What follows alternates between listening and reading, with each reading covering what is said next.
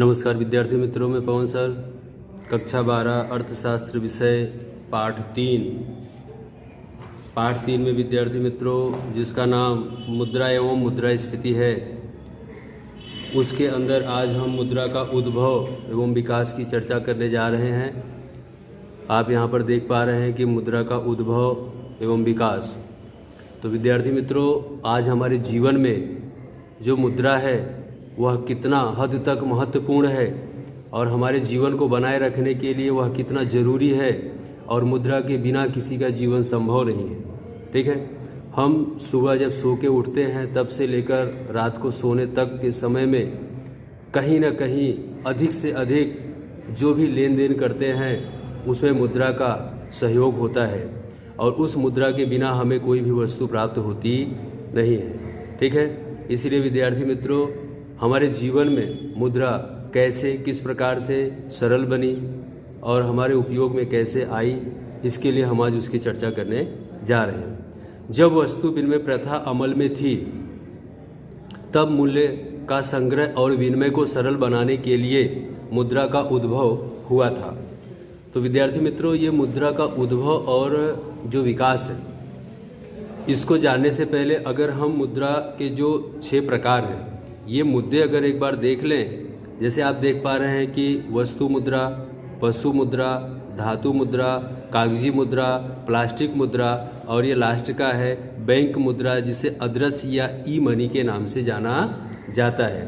तो इस तरह से विद्यार्थी मित्रों, अगर ये 6 प्रकार जो हैं मुद्रा के अगर आपको याद हैं तो आप अच्छी तरह से इसको लिख सकते हैं, याद कर सकते हैं। इसको मिला के ही आपको आगे बढ़ना है। ठीक है, भारत में विशेष रूप से गाय को धन के रूप में देखा गया। गाय को माता माना जाता है, गाय को हम पूजते हैं। ठीक है, उसे हम पवित्र मानते हैं। तो भारत जो है विद्यार्थी मित्रों, वो कृषि प्रधान देश है और इसकी जो अर्थव्यवस्था है अनाज उत्पादन में ध्यान देती है। अनाज उत्पादन भारत में अधिक होता है। वर्तमान में उपयोग के लिए अनाज रखने के बाद बढ़े हुए, मतलब जो किसान अनाज का उत्पादन करता है, अपने उपयोग में लेने के बाद उसके पास जो भी अनाज बचता है उसे रखने की जो समस्या थी वो थोड़ी घनिष्ठ समस्या थी। इसके अतिरिक्त अनाज से पशु, क्या है विद्यार्थी मित्रों, अनाज से पशु खरीदे गए, क्योंकि जो अनाज बचा अपने उपयोग के बाद, पहले हमने अनाज का उत्पादन किया, फिर हमने पशु को खरीदा।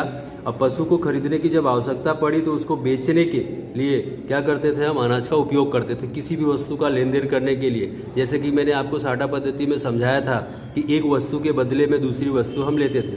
तो अब आज यहाँ पर हम वस्तु के बदले में वस्तु का लेन देन नहीं कर रहे हैं। हम यहाँ पर क्या देख रहे हैं कि अनाज देकर पशु जैसे गाय को हम खरीद रहे हैं, क्योंकि किसान के घर में गाय होना जरूरी है और दूध का मिलना बहुत ज़रूरी है।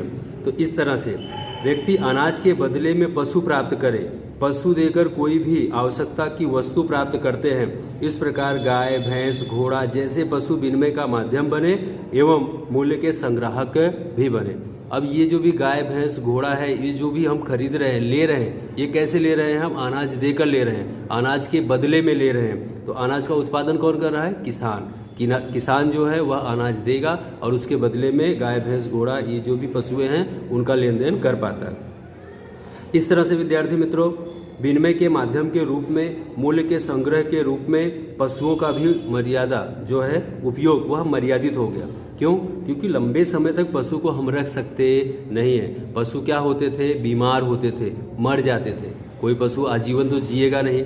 ठीक है, इसीलिए हम लंबे समय तक पशु को नहीं रख सकते हैं। उनकी जो मर्यादा थी वह कम थी। पशु बीमार हो जाएं, उनकी मृत्यु हो जाती थी। लंबे समय तक उनको हम संग्रह करके नहीं रख सकते हैं। ये भी एक क्या है, समस्या देखने को मिली। उसके बाद विद्यार्थी मित्रों, बाद में क्या आया, धातु आया। धातु मतलब जो कीमती पत्थर का उपयोग होने लगा।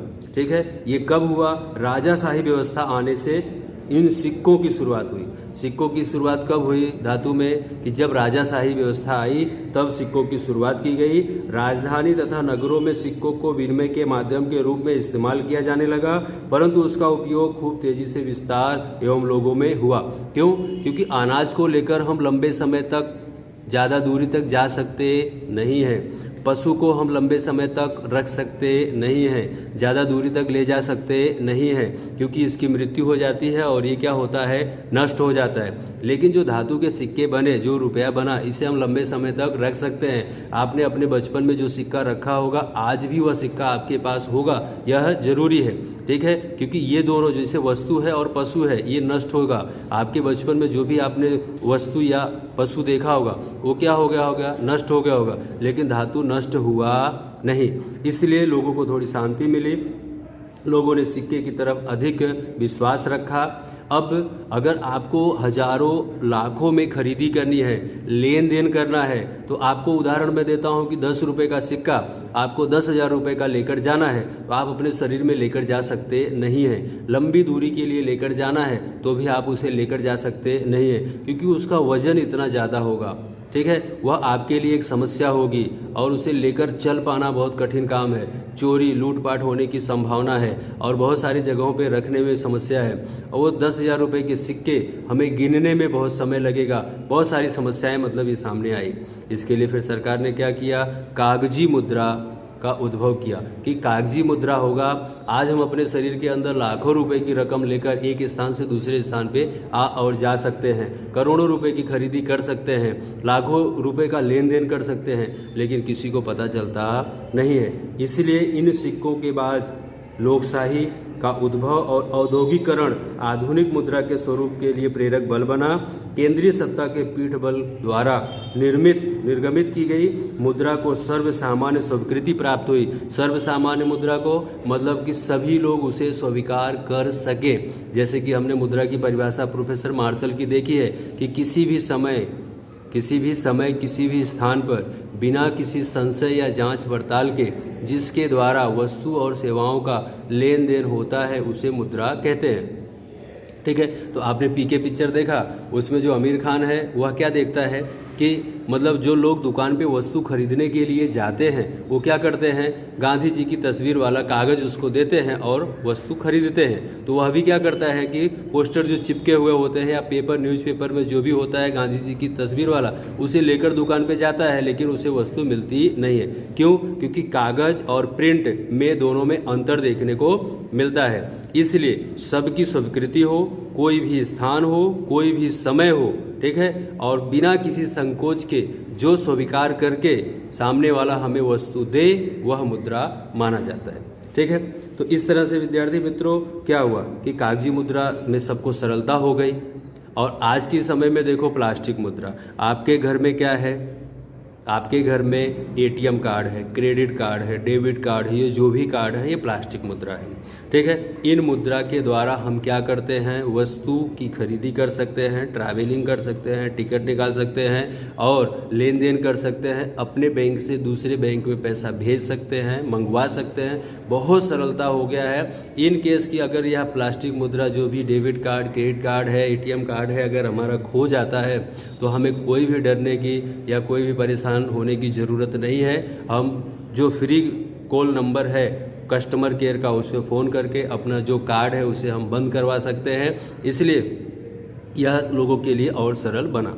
अब क्या है बैंक मुद्रा।